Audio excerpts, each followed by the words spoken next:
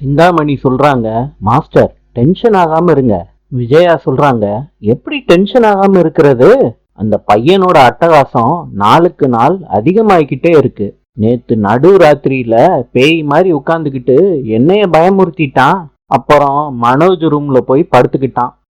யாரு சொல்றதையும் கேட்கறதே இல்ல. என்ன பண்றது மாஸ்டர்? அன்னைக்கு உங்க பையன் முத்து காப்பாத்தாம போயிருந்தா வெளியூர்ல ஏதாவது ஆசிரமத்துல இருந்திருப்பான். எங்க இருக்கான்னு யாரும் கண்டுபிடிச்சிருக்க முடியாது. இந்தாமணி, அதான் நடக்கலையே, அத பத்தி பேசி என்ன ஆக போகுது? என் பேச்சுக்கு என் வீட்டுல மரியாதையே இல்லாம போயிருச்சு. மாஸ்டர், திரும்பவும் ஒரு ட்ரிப்பு நான் முயற்சி பண்ணி பார்க்கட்டுமா? இந்த ட்ரிப்பு மிஸ் ஆகாம நான் அந்த பையனை கடத்திடுறேன். இந்தாமணி, அதெல்லாம் பண்ணிராத. போன ட்ரிப்பு பண்ணதுக்கே என் புருஷன் என்ன போலீஸ்ல புடிச்சு கொடுத்துருவேன்னு சொல்லிட்டாரு. திரும்பவும் இந்த மாதிரி ஆச்சுன்னா கண்டிப்பா என்ன ஜெயிலுக்கு அனுப்பிடுவாரு. இனிமேட்டு அந்த கடத்துறதெல்லாம் வேணவே வேணாம். மாஸ்டர், இப்ப என்ன பண்ண போறீங்க?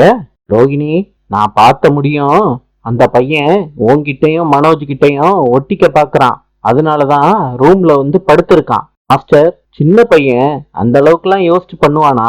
சிந்தாமணி, அந்த மீனா தான் எல்லாமே சொல்லி கொடுக்கறா அந்த பையனுக்கு. மாஸ்டர், அதுவும் சரிதான். அவ சாதாரணமான ஆளே கிடையாது, எல்லாம் செய்வா. ரோகிணி, நீயும் மனோஜும் அந்த பையன்கிட்ட இனிமேட்டு பேசாதீங்க. அவனை ரூம்குள்ளேயும் விடாதீங்க, கதவை லாக் பண்ணி வச்சிருங்க. புரிஞ்சுச்சா ரோகிணி? நீங்க சொன்னது புரியுதா ஆண்டி?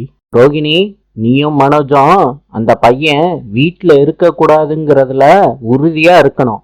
நான் சொன்னா மனோஜ் கேட்டுப்பான். நீயும் என் பேச்ச கேட்பன்னு எனக்கு தெரியும். நீங்க ரெண்டு பேரும் அவனை வெளியே அனுப்புறதுல ஸ்ட்ராங்கா இருந்தா உங்க மாமாவும் யோசிப்பாரு, வெளியவும் அனுப்பிடுவாரு. ஆண்டி, அது எப்படி அங்கிள் ஒத்துப்பாரு?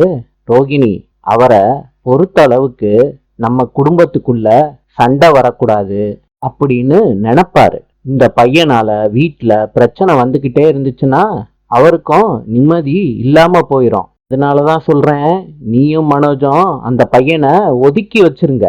நாளை சந்திப்போம்.